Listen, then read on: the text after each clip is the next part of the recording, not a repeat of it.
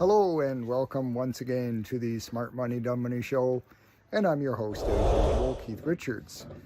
But today it's not as usual, as in I am not recording this in my office or my home. I am recording this at my cottage. Now this is the second time I've done this and it's kind of fun.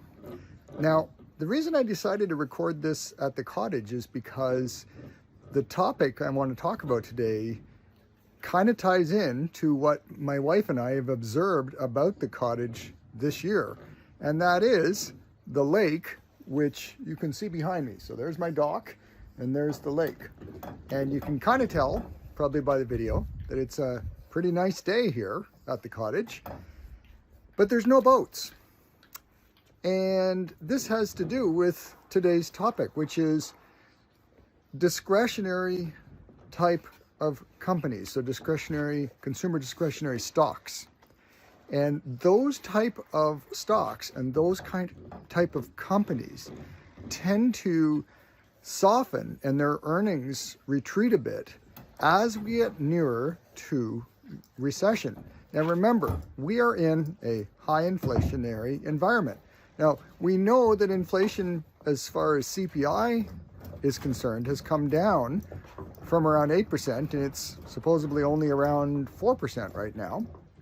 But we also know that core inflation, which is the stuff we really worry about, such as your groceries and your gas, are not retreating at all. So what that means is that if you're spending all of your money on your gas and your groceries and other such essentials, you don't have a lot of money left over for toys.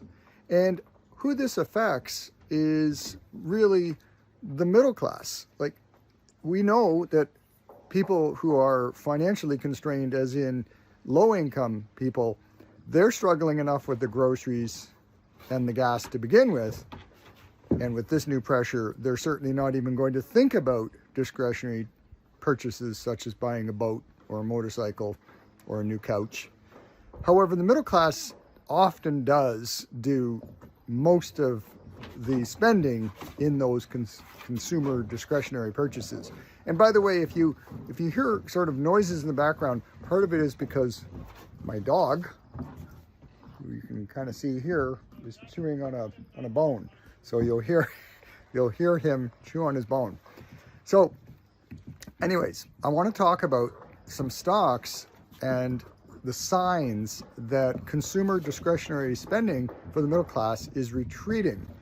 And I'm going to start off with a chart, which through the magic of post video editing, we can insert these charts, even though I'm at my cottage. So I'm going to start off with the chart of the Baltic Dry Index. Now this is an index that really shows us the cost of shipping, and then that cost reflects in volume. So supply demand, when there's less shipping, the fees that the shipping companies are making goes down. So they're shipping less dry goods, and a lot of those dry goods are discretionary items. So that chart, as you will see, has been on a bit of a downward trajectory really since 2022.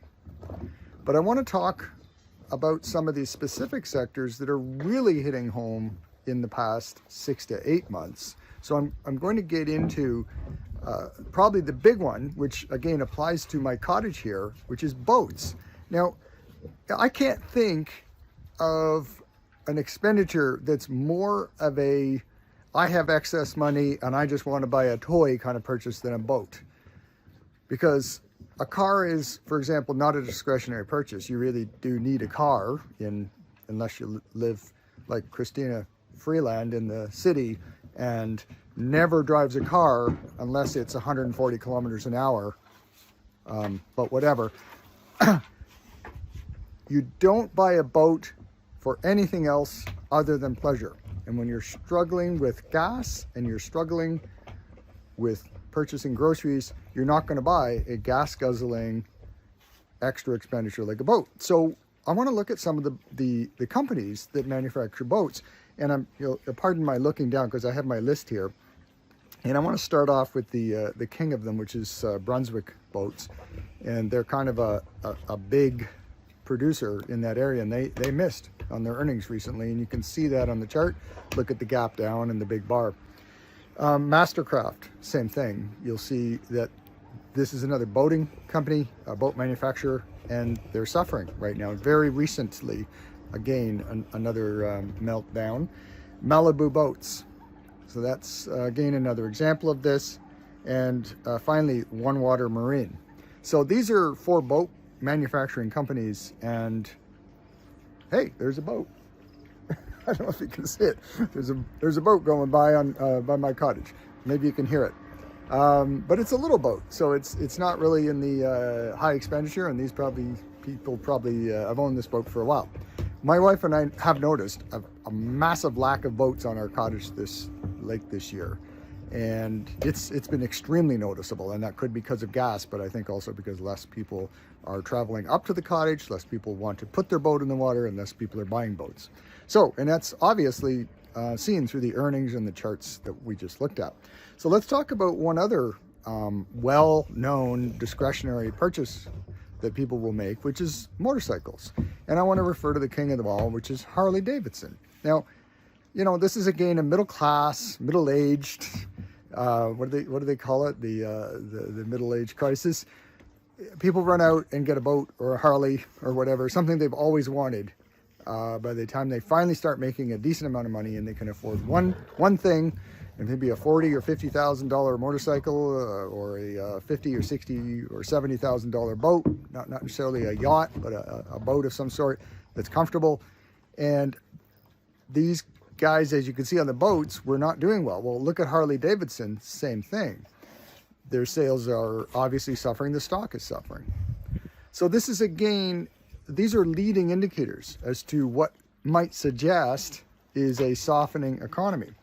Now, I'll show you as well Fossil, which is kind of they do those fancy watches and stuff, but again, they tend to sell to more like the middle class. They don't sell to lower income, but they also do not sell to the upper income echelon. That tends to be more of Louis Vuitton and Gucci in that area. So Fossil is kind of a middle class discretionary purchase that you don't need, and their stock has not been doing well in this environment, probably reflecting poor earnings outlook.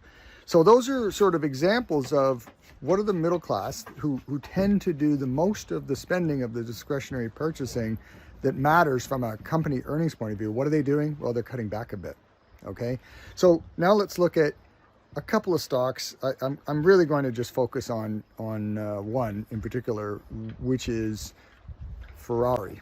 And I mentioned this, in fact, I did a blog a while ago, and it was called, it was called Luxury Stocks. And what I was trying to illustrate is this exact thing that I'm noticing right now, which is luxury stocks like Ferrari and Louis Vuitton are doing okay. The Louis Vuitton is trading sideways, and maybe I will put a chart of Louis Vuitton on this this video. And of course, Ferrari is doing just fine.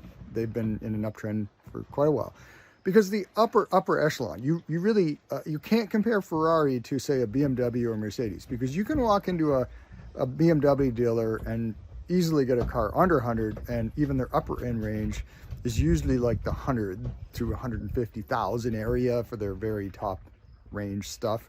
Same with Mercedes. You know, even a lot of Porsche, though Porsche has the GT lines that can get into 300 and 400,000. But for these are still expenditures, Mercedes, BMW, Audi, that middle class people buy because they want the sticker on the hood, so to speak, to look like they're driving a prestige car, but they don't have the money to spend $300, $400, $500,000 on a car. Whereas Ferrari customers, to walk in the door, you're spending around $400,000. So you're really looking at a very upper echelon, and in a recession, upper echelon tends not to experience the same pain as middle class expending people. So that's why we're seeing the Ferrari chart, the Louis Vuitton chart, staying relatively flat when you compare it to these other expenditure oriented, you know, consumer discretionary type of stocks. So I guess the message I'm trying to impart, with my dog chewing the bone in the background here and probably making a lot of noise that you hear in the background, that what I am trying to impart is that there are signs in stocks that we can see are suggesting a slowdown in the economy is already happening. And therefore, I think this adds to my argument that with unions pushing wages up, with money printing that we're stuck with because the government of Canada and US expended a lot of money on, in many cases, rather non-GDP orientated expenditures. So we've got a lot of money supply in the system. We have wages going up, a tight labor market. We've got immigration, which creates more demand. And now we have, on the other hand, a lot of the discretionary companies are showing signs of retreating because less expenditures in that area. And that means there's going to be some layoffs, probably at some of these companies I just mentioned, the boat manufacturers, perhaps some of the Harley Davidson type of companies, any of the middle class orientated consumer discretionary luxury type items.